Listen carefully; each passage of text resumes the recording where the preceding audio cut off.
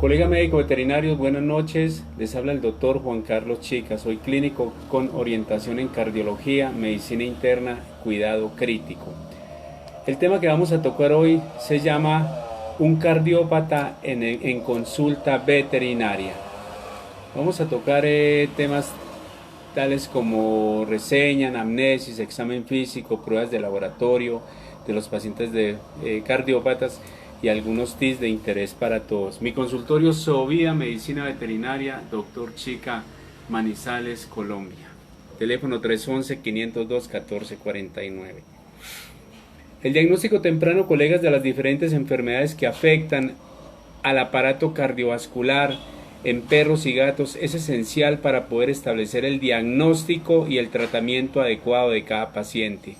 Pues si bien es cierto que sea cual fuere la causa primaria de la patología cardíaca, la signología se resume en insuficiencia cardíaca izquierda, insuficiencia cardíaca derecha, insuficiencia de ambas cámaras, tanto derecha como izquierda.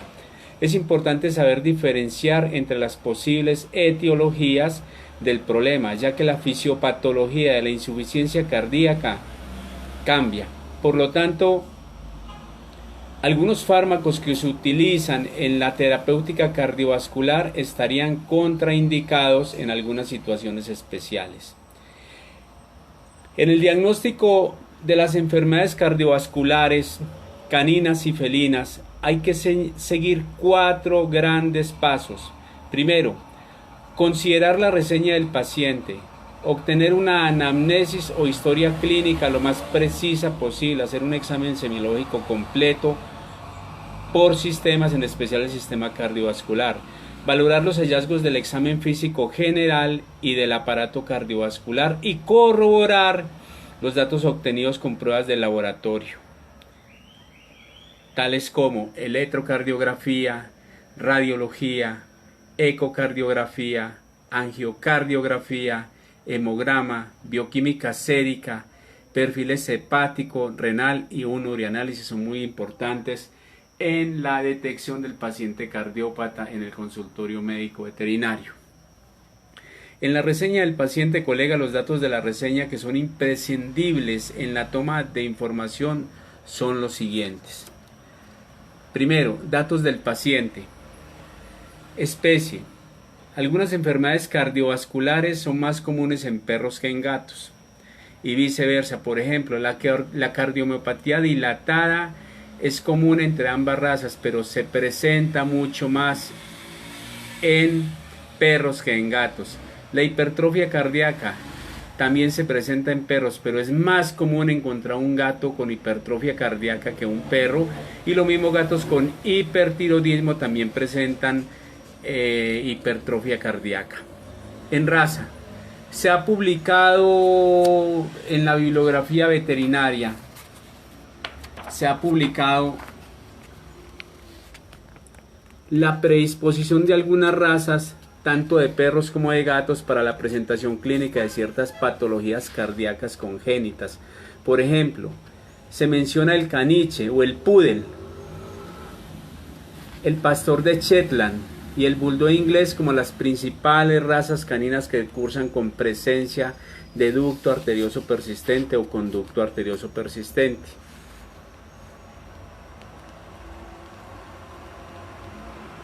Otras razas como el French Poodle o el Poodle o caniche y el Schnauzer son muy propensos a estenosis pulmonar.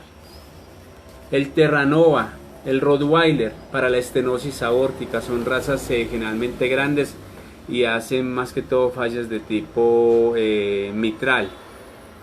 Y el Keeshond para la tetralogía de Fallot.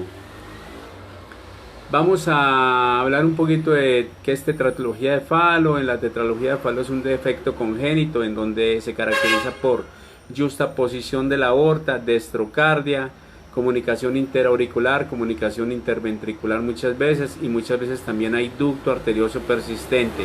El ducto arterioso persistente ahí es una patología que es la persistencia del ducto arterioso persistente En los fetos dentro de la madre es una comunicación normal de que la sangre que llega de la aurícula derecha al ventrículo derecho y sale a la pulmonar, a la arteria pulmonar, inmediatamente tenga comunicación con la arteria aorta y sea llevada esta sangre al organismo.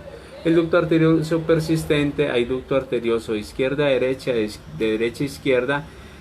Algunos ductos arteriosos persistentes que son de izquierda a derecha pueden producir edema pulmonar e hipertensión pulmonar cuando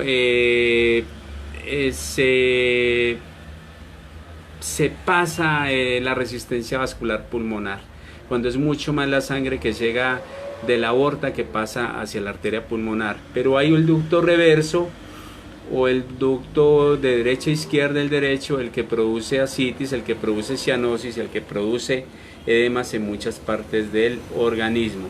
Y hay otros pacientes en la detección del paciente cardíaco, que son los pacientes con ventrículo único. Son pacientes que hay una comunicación aurícula derecha, aurícula izquierda, de ahí pasa la sangre al ventrículo izquierdo y hay una pequeña cámara al lado del ventrículo izquierdo que lleva la sangre a los pulmones, pero no hay una comunicación aurículo-ventricular derecha. Más adelante, colegas, vamos a estar hablando sobre ducto arterioso persistente, vamos a hablar sobre algunos casos, vamos a hablar sobre tetralogía de Fallot, vamos a hablar sobre ventrículos únicos y vamos a hablar sobre todos estos temas que aquejan al paciente cardíaco. En cuanto a la cardiomiopatía dilatada, se afectan con mayor frecuencia las razas de perros grandes o gigantes como el Doberman, el Boxer y en ocasiones también el Cocker Spaniel. En gatos, el Siamés, el Burmés y el Abisinio son las razas reportadas con mayor incidencia en esta patología. Los casos de cardiomiopatía hipertrófica en los persas es muy común. La raza felina que presenta mayor número de casos de cardiomiopatía hipertrófica, los gatos de raza persa. Las enfermedades degenerativas valvulares son más frecuentes en perros gerontes de razas pequeñas, considerando principalmente al caniche, al cocker, spaniel y al maltés. Pero las valvulopatías, cuando se presentan, muchas veces hay valvulopatías en pacientes cachorros también, por defectos muchas veces. La edad, como ya se mencionó en los ejemplares geriátricos de raza pequeña, lo primero que debemos sospechar al auscultar un soplo cardíaco y apreciar signos de insuficiencia cardíaca es una enfermedad degenerativa valvular, mientras que en un cachorro o incluso un perro adulto joven hasta 1.5 años de edad, sospechar cuando escuchamos soplos cardíacos, sospechar de valvulopatías en cachorros. Es más fácil suponer la presentación de una patología congénita más que una adquirida. En cuanto al sexo, la mayoría de los autores no menciona ninguna predisposición sexual especial para la presentación de una u otra patología cardíaca. Sin embargo, la cardiomiopatía dilatada suele predominar en caninos machos más que en hembras. Vemos que en las mujeres, inclusive hoy en día, la mayor parte de las mujeres están disminuyendo tiempo de sobrevida, tiempo de vida, esperanza de vida debido a patologías cardiovasculares y es debido muchas veces a la alimentación. Esto está pasando también en las hembras más que en los machos. En cuanto a datos del medio ambiente, colegas, podemos citar la hidrofilariosis, la osleria, son patologías cardiovasculares que se presentan únicamente en zonas endémicas, por lo que si la historia clínica revela que el paciente vive o ha estado alguna temporada en una zona endémica en la que el clima favorece el desarrollo del vector, que es un mosquito, y además el paciente desarrolla signos clínicos de insuficiencia cardíaca en un periodo de 3 a 6 meses, los métodos de diagnóstico pueden orientarse hacia esa patología en especial. Un saludo muy especial para Ángel Flores, que nos está viendo, y todas las personas que nos están viendo hasta el momento. Recuerden, soy el Dr. Chica, soy clínico con orientación en cardiología, medicina interna, cuidado crítico, especies silvestres. teléfono 311-502-1449. Esta es una charla sobre el paciente cardiópata en la consulta médico veterinaria. En cuanto al propietario, siempre es importante contar con los datos del propietario para poder localizarlo de inmediato en caso de que surja alguna urgencia médica que requiera de su autorización para llevarse a cabo. Además, es importante crear una comunicación estrecha entre el propietario y médico para asegurar un buen tratamiento a mediano y largo plazo para los pacientes cardiópatas. Mis colegas, es muy importante todas estas cosas, tenerlas en cuenta. Lo que les voy a hablar no tiene que ver con cardiología en cierta forma, pero es muy importante pedir el consentimiento y hablarle de lo que se puede presentar en una vacunación, los riesgos de una vacunación, y siempre es importante hacer que los dueños de las mascotas nos firmen un consentimiento en cuanto a vacunación se refiere.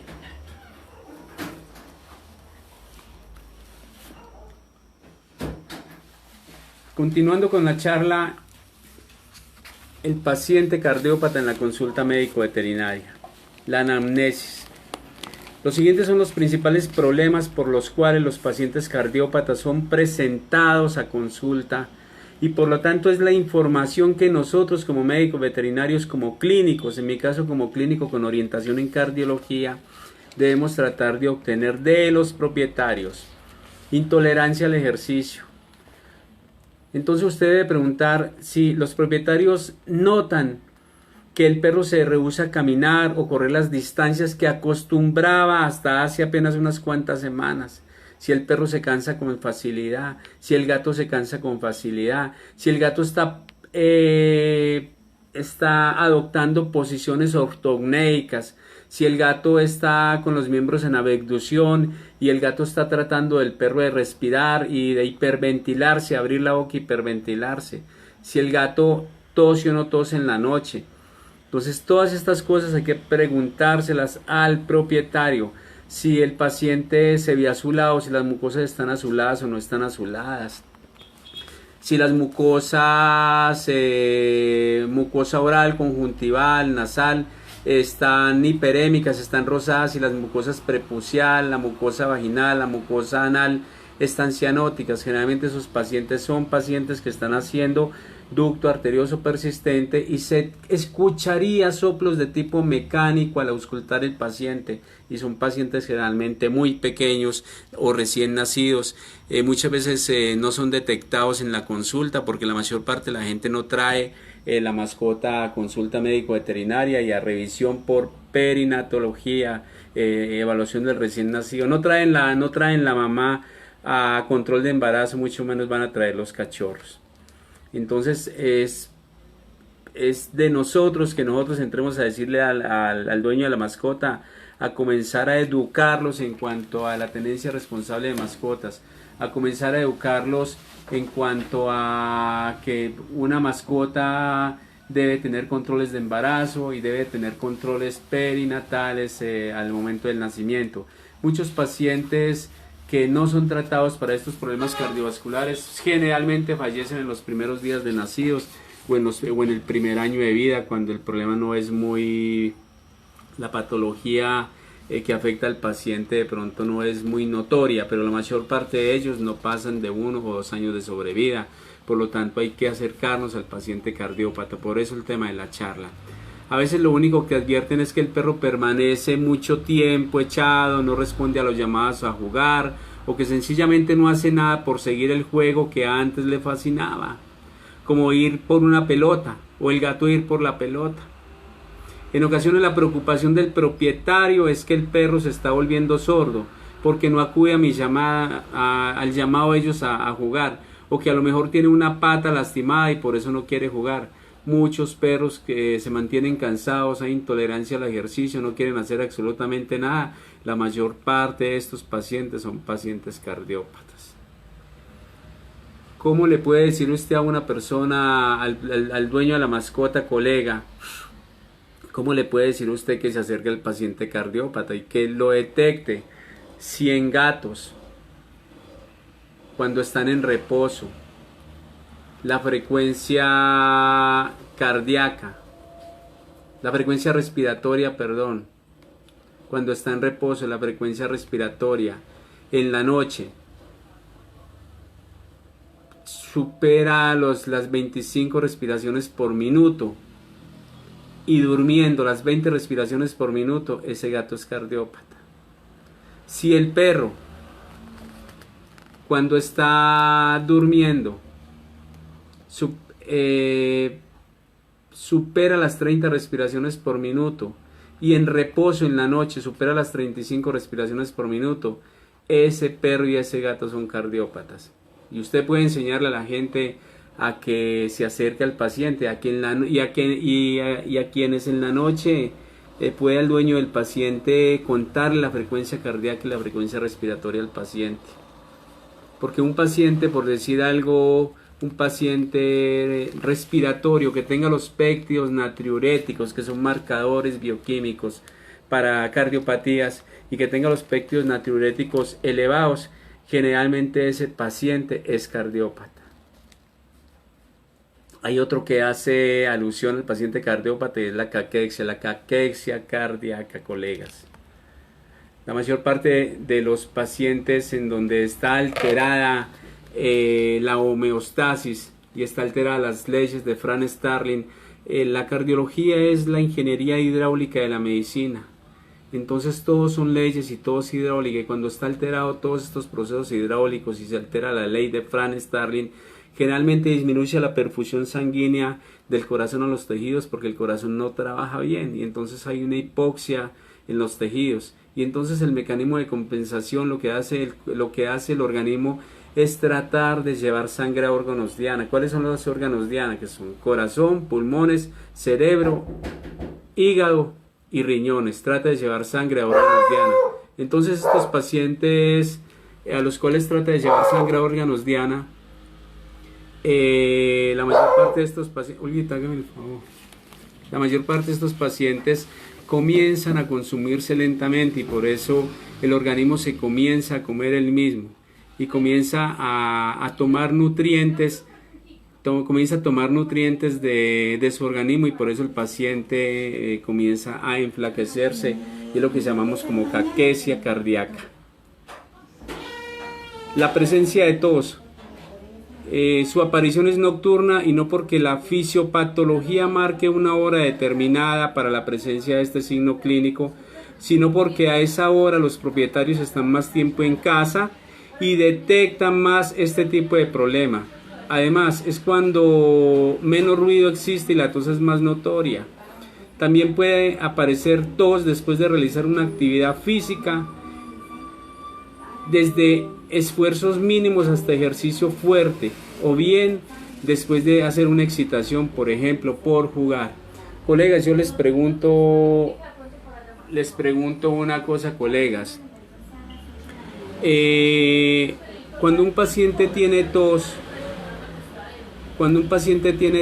¿qué es lo que está afectado, colegas? O sea, esos mecanorreceptores, ¿de qué zonas se están alterando? Tráquea, bronquios, laringe o pulmones.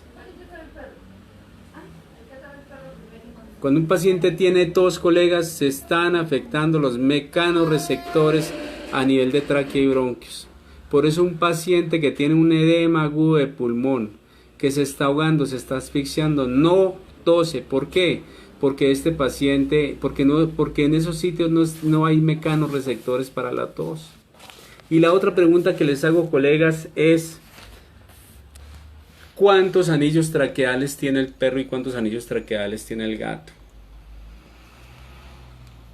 Y esto lo pregunto porque en pacientes que hacen hipertensión pulmonar por tumores, por amartromas muchas veces, que son tumores mesenquimatosos, son tumores duros y que se pueden operar. Y hay algún otro tipo de tumores como tumores blandos, tumores de mucosa, tumores epiteliales que se pueden operar. ¿Hasta cuántos anillos traqueales yo podría extirpar de esa tráquea para disminuir esa hipertensión pulmonar? Puedo extirpar hasta el 10% anillos traqueales. Por lo tanto, los perros, colegas, tienen 40 anillos traqueales y los gatos tienen 36. Entonces puedo extirpar entre 3 y 4 anillos traqueales. Hay otro en la anamnesis o algo muy importante que es el incremento de la actividad nocturna.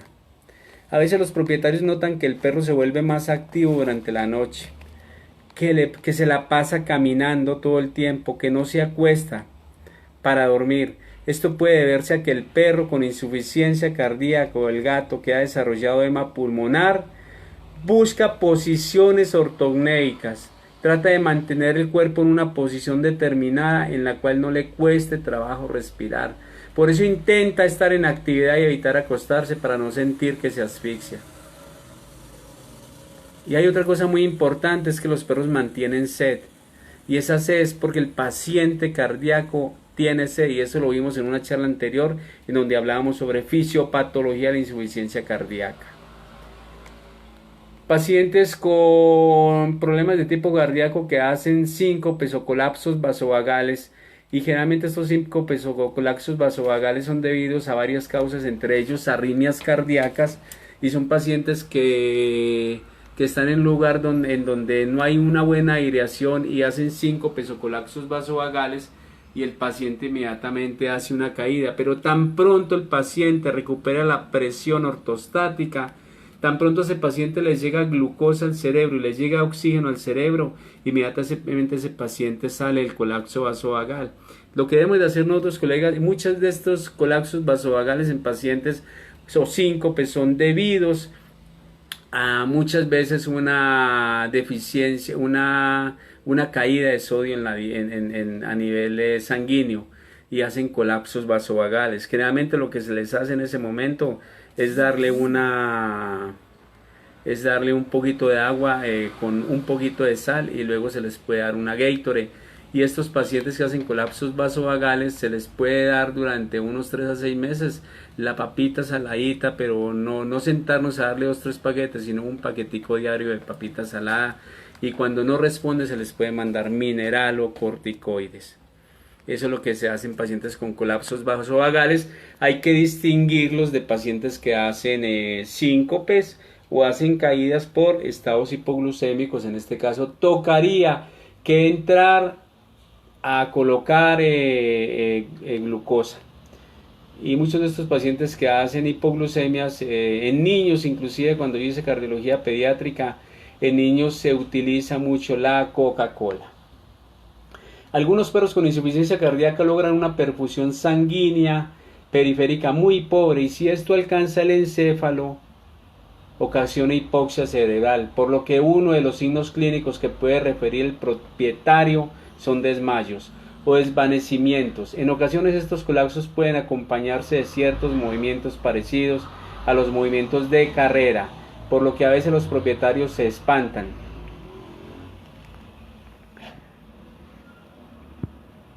Creyendo que su perro ha sufrido convulsiones.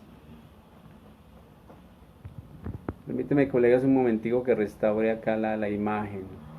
Es nuestro deber como médicos veterinarios realizar el interrogatorio pertinente para determinar si el evento referido se debe efectivamente a una convulsión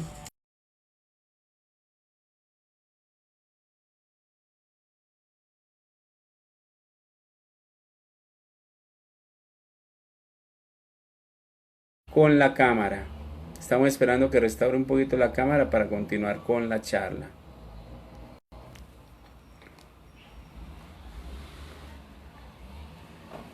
Distensión del abdomen, colegas. ¿Alguno de ustedes se ha preocupado cuando les llega un paciente con una distensión abdominal? Los perros con insuficiencia cardíaca congestiva del lado derecho desarrollan ascitis con cierta frecuencia. Esto puede ser malinterpretado por el propietario creyendo que su mascota ha engordado. sin causa aparente, ya que no ha habido modificación de la dieta ni la cantidad ingerida.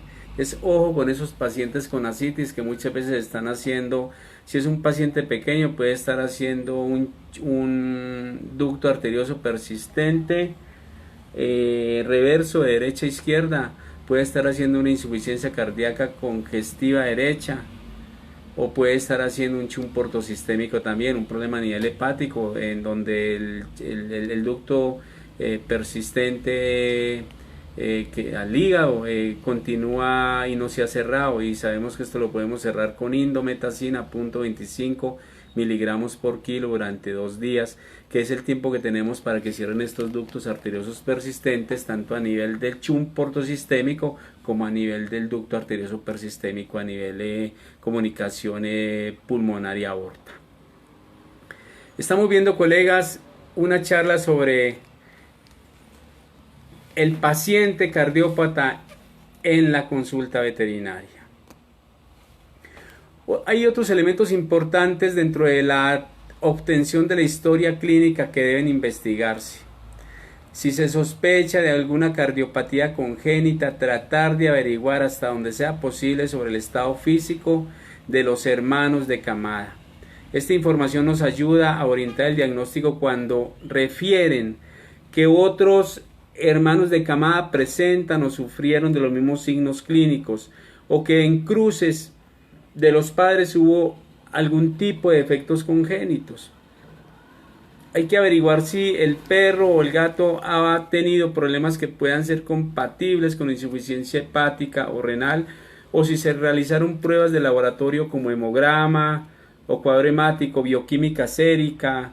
Esto es necesario porque la mayoría de los medicamentos que se utilizan para el control de la insuficiencia cardíaca sufren de metabolismo hepático y excreción renal, por lo que si se tiene un mal funcionamiento de estos órganos, el peligro de toxicidad farmacológica aumenta. Es hay que conocer muy bien la farmacología y la cronobiología de los medicamentos que nosotros le mandamos a los pacientes para problemas cardiovasculares. Además, un paciente con insuficiencia hepática puede desarrollar ascitis, y un perro con insuficiencia renal puede cursar con hipertensión sistémica, lo que puede afectar de manera secundaria el gasto cardíaco, al aumentar la poscarga para el ventrículo izquierdo. Colegas, hay que indagar si existen antecedentes de problemas respiratorios crónicos como fibrosis pulmonar, neoplasias pulmonares o metastásicas, o si por angiotomografía se le ha detectado algún trombo o un émbolo a nivel pulmonar o a nivel de las vías respiratorias, ya que pueden explicar la hipoxemia y la cianosis con que cursa el paciente. Además, en casos extremos, una hipertensión pulmonar grave puede ocasionar un cor pulmonar. Es importante entonces, colegas, conocer la medicación que se ha administrado al paciente, por cuánto tiempo y a qué dosis, por lo menos con el uso de diuréticos. Ya se observó la aparición de cierta tolerancia a este tipo de fármacos, lo que ocasiona resistencia y por lo tanto ineficacia en el tratamiento. Colegas, es muy triste cuando a veces se hacen las transmisiones sobre cardiología y es muy poca la gente, a veces son malos personas que no son médicos veterinarios que entran a escuchar las charlas, y ve uno otro tipo de charlas sin demeritar ningún tipo de conferencia, en donde están hablando de cómo organizar el consultorio, cómo adecuarlo, cómo pintarlo, y ahí sí entran los médicos veterinarios. Muchas veces que nos ganamos con un consultorio muy bonito, muy bien adecuado, y la parte académica y educación del colega no es la mejor.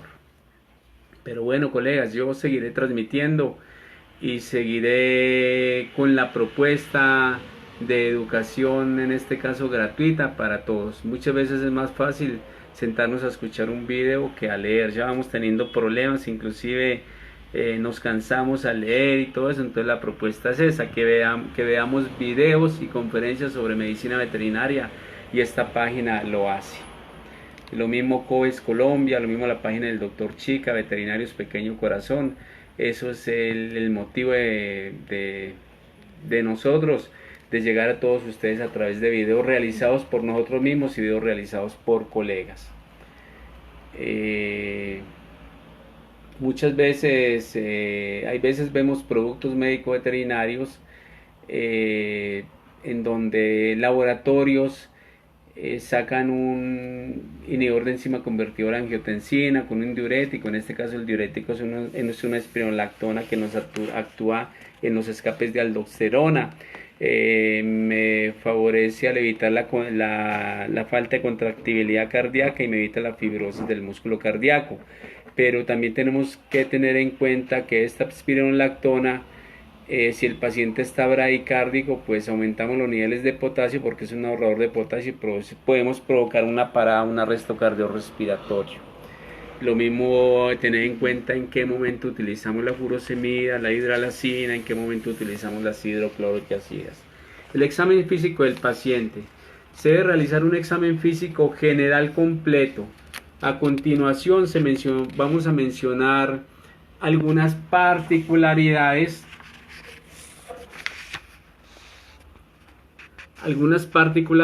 que se deben buscar a la hora de realizar la exploración clínica de un paciente cardiópata. Entonces, colegas, frecuencia cardíaca. Recordando un poco la fisiopatología de la insuficiencia cardíaca, al disminuir el gasto cardíaco por la razón que sea, cuando se alteran los mecanismos homeostáticos a la ley de Franz-Starling, habíamos dicho que la cardiología era la ingeniería hidráulica del corazón, de la ingeniería hidráulica de la medicina. Pues al disminuir el gasto cardíaco por la razón que sea, la primera reacción refleja del organismo es activar la respuesta del sistema nervioso simpático, liberando por lo tanto catecolaminas como la adrenalina y noradrenalina. Esto lleva a una taquicardia transitoria, la cual trata de compensar el gasto cardíaco con que cursa el paciente. Por eso, colegas, es importante recalcar que si encontramos taquicardia en un paciente que no está sometido a una situación de estrés o que está en reposo, debemos tener cuidado, ya que este puede ser el primer signo clínico que nos indica que el paciente se encuentra en insuficiencia cardíaca.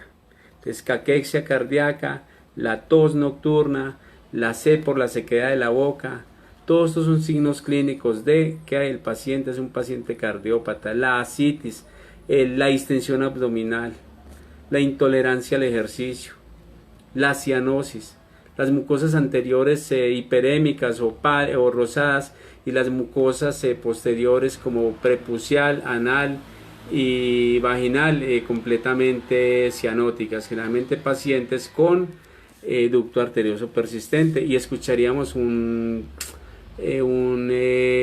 pulso galopante o hiperkinético en estos pacientes, sobre todo recién nacidos. Ya tuvimos una charla en donde hablábamos sobre ducto arterioso persistente.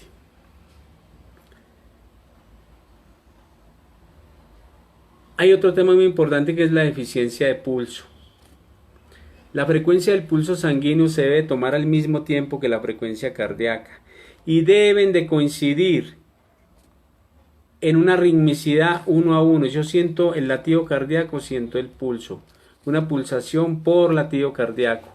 Cuando se encuentra una frecuencia cardíaca menor que la frecuencia de pulso, se llama deficiencia de pulso. Deficiencia de pulso. Y si la frecuencia cardíaca corresponde además a una taquicardia, la situación es altamente indicativa de la presencia de una arritmia cardíaca. La calidad del pulso también es importante, ya que un pulso débil y vacío en un cachorro con signos de insuficiencia cardíaca izquierda podrán sugerir estenosis aórtica, o si el pulso débil se presenta en un paciente adulto, significa que la insuficiencia cardíaca lleva a una disminución importante de la perfusión periférica. El color de las membranas mucosas y el tiempo de llenado capilar. Las mucosas normales de color rosado pueden cambiar a cianóticas en caso de hipoxemia, secundario al pobre intercambio gaseoso por edema pulmonar en casos de insuficiencia cardíaca. De las cardiopatías congénitas, la que produce mayor cianosis es la tetralogía de Fallot. ¿Por qué? Por la yuxtaposición de la aorta, la estrocardia, muchas veces hay ducto arterioso persistente, hay comunicación interauricular, comunicación interventricular. Vamos a tener una charla sobre tetralogía de Fallot para que conozcamos bien esta cardiopatía congénita. Se pueden encontrar mucosas hiperémicas en pacientes con policitemia secundaria hipoxia en casos de persistencia del conducto arterioso persistente. Se deben revisar tanto las mucosas craneales, conjuntival, nasal, oral, como las caudales, vaginal o prepucial, ya lo habíamos hablado, anal, porque se denomina cianosis diferencial. Al hallazgo de mucosas craneales normales con mucosas caudales cianóticas, esto es característico, colegas, de persistencia de conducto arterioso persistente. Ojo con esos pacientes, colegas, que están haciendo una taquiarritmia con policitemia. La mayor parte de esos pacientes están haciendo serios problemas de tipo cardiovascular. Y lo decíamos en estos días, colegas, ¿está usted preparado para enfrentar un arresto cardiorrespiratorio en un paciente que usted lo programó para cirugía? ¿Está usted preparado para enfrentar una parada cardiorrespiratoria? ¿Tiene un cardioversor? ¿Tiene un desfibrilador para el momento en que usted esté administrando drogas y le produzca un arresto cardiorrespiratorio? Hay que estar preparado, colegas, para eso. Auscultación de campos pulmonares. Este examen se debe realizar de manera sistemática en busca de sonidos anormales, como crepitaciones o roces, lo que indicará presencia de líquido que apoya el diagnóstico de insuficiencia cardíaca izquierda con edema pulmonar. Si por el contrario se dificulta escuchar los sonidos respiratorios y cardíacos, se debe sospechar de la presencia de derrame pleural y o pericárdico, lo que apoya el diagnóstico junto con ascitis de insuficiencia cardíaca congestiva derecha. Colegas, estamos en una charla sobre el paciente cardiópata en la consulta médico-veterinaria. Somos médicos veterinarios, nos preparamos para salvar vidas, camino a la excelencia. Hay otro tema muy importante que es auscultación de los sonidos cardíacos. A los ruidos cardíacos se le estudian dos aspectos, características fonéticas. La onomatopeya normal de los ruidos cardíacos es como un loop para el sonido sistólico y un dup para el sonido diastólico. Entonces, loop, dup, loop, dup, loop, dup. Cuando algunos de estos o ambos no se escuchan así, como sonidos cortos, secos y claros, se trata de un sonido anormal. Los soplos cardíacos, colegas, y vamos a tener una charla sobre soplos cardíacos y los vamos a escuchar, aprender a conocer. Se escuchan por un mal cierre de las válvulas al pasar la sangre a través de estas.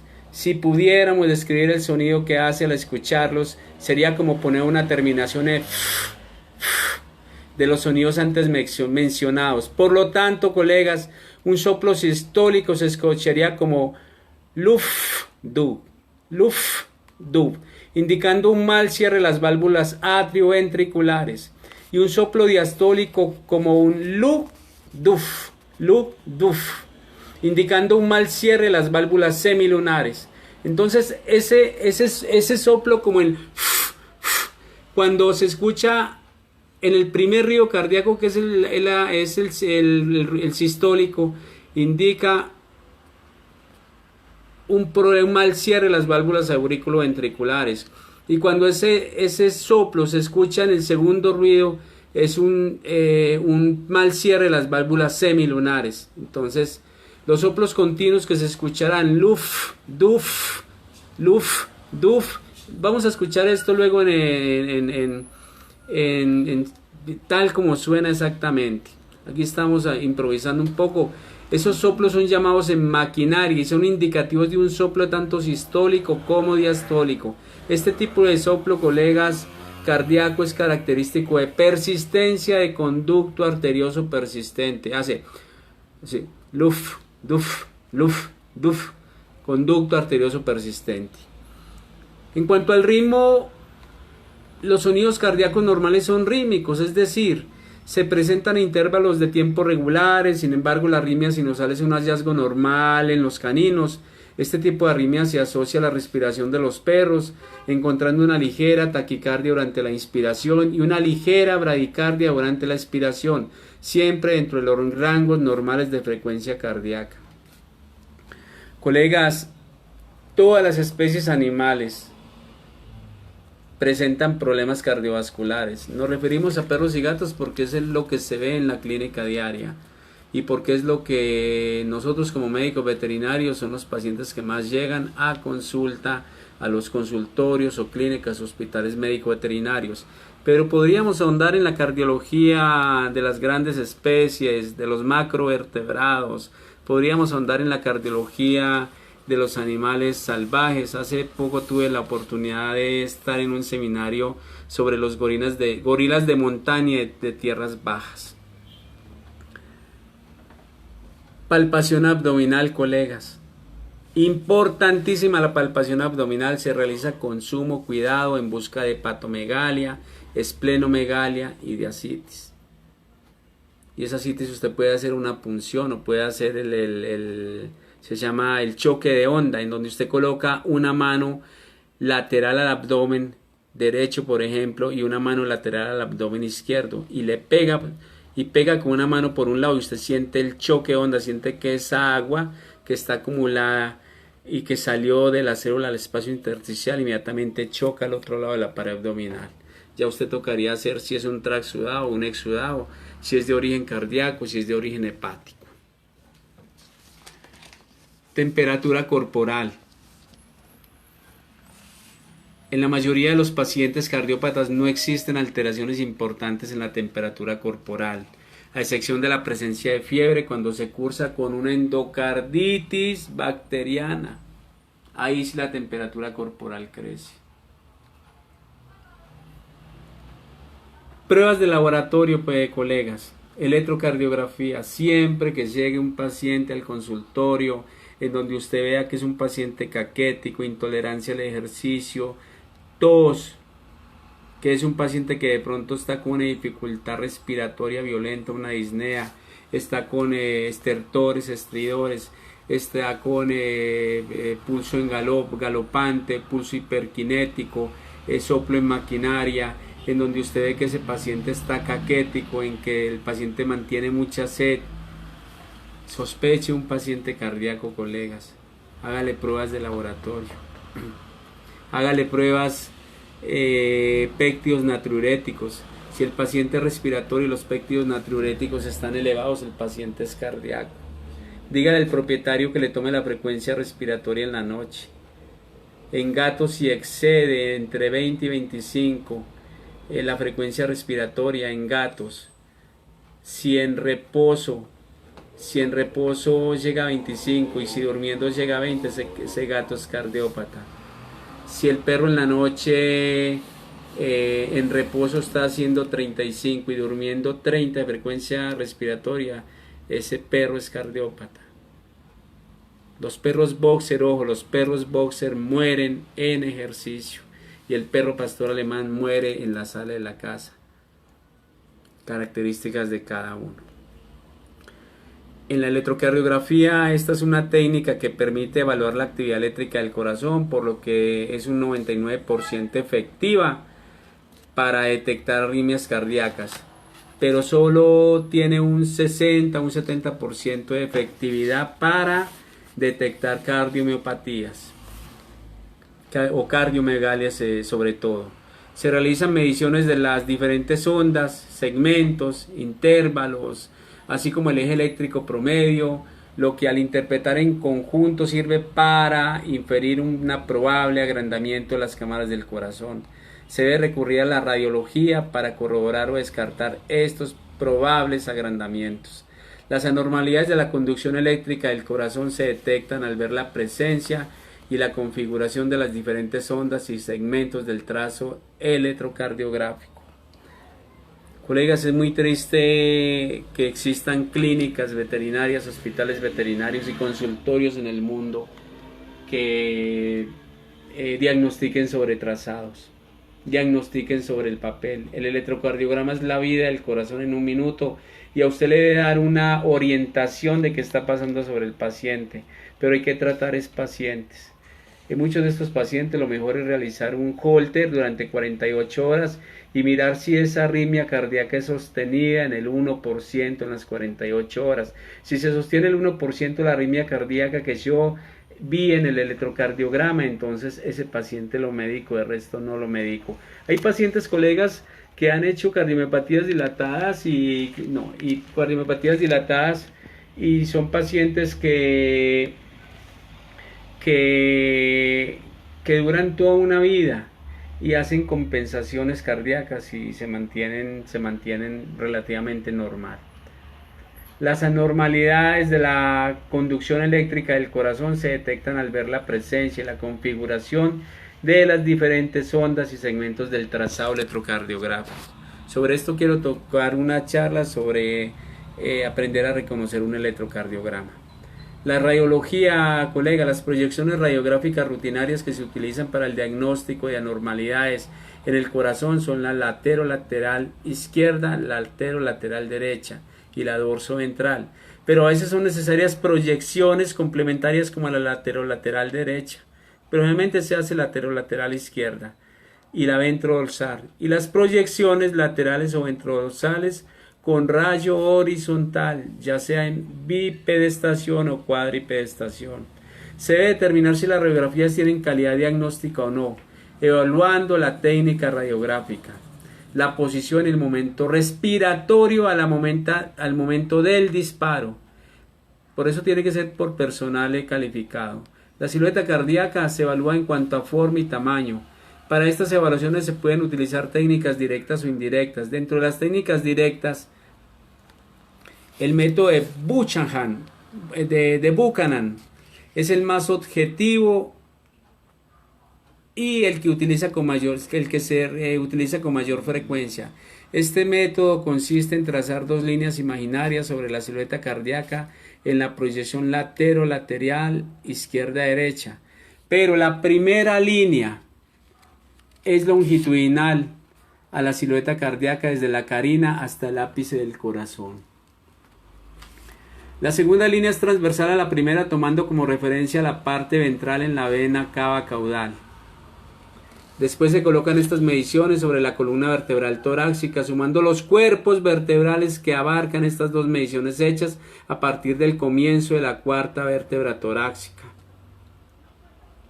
El corazón normal de los perros no debe medir más de 10 y medio cuerpos vertebrales. Si sobrepasa esta medida, entonces se considera la presencia de una cardiomegalia. Hay otros parámetros que ayudan a determinar si existe cardiomegalia o no, y estos son la posición de la tráquea y los bronquios caudales en la proyección lateral izquierda-derecha, el espacio que existe entre la silueta cardíaca y la pared torácica, la proyección dorso-ventral. Entonces, colegas, en cuanto a ecocardiografía, en la ecocardiografía tenemos que buscar el modo bidimensional, modo M, el Doppler a color. Les voy a hablar un poquito sobre lo que es esto. La ecocardiografía es la aplicación del ultrasonido en el corazón y la salida de los grandes vasos sanguíneos del corazón. Es un método de diagnóstico no invasivo y actualmente es el más objetivo para evaluar la función mecánica del corazón. En pequeños animales se utilizan transductores sectoriales de 7.5 MHz que nos permiten obtener imágenes de buena calidad. Hay que mirar si el transductor es lineal, convexo, para hacer cardiología. En el ecocardiograma se obtienen imágenes en modo B o bidimensional, que son imágenes en movimiento, lo que permite evaluar, aunque sea de manera subjetiva, el movimiento y la forma de las válvulas del corazón.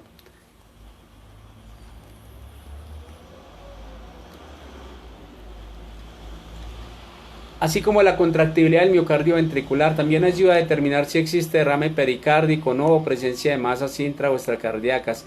El modo M presenta un corte que se hace cuando las ondas de sonido atraviesan las diferentes estructuras cardíacas, graficándose como líneas horizontales de diferente congenicidad. El modo M sirve para realizar las mediciones del grosor de las diferentes estructuras cardíacas.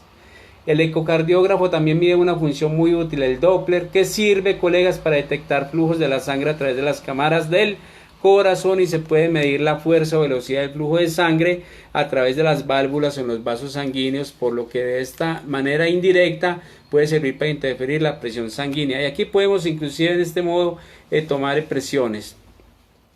Y está el hemograma. No es una técnica de laboratorio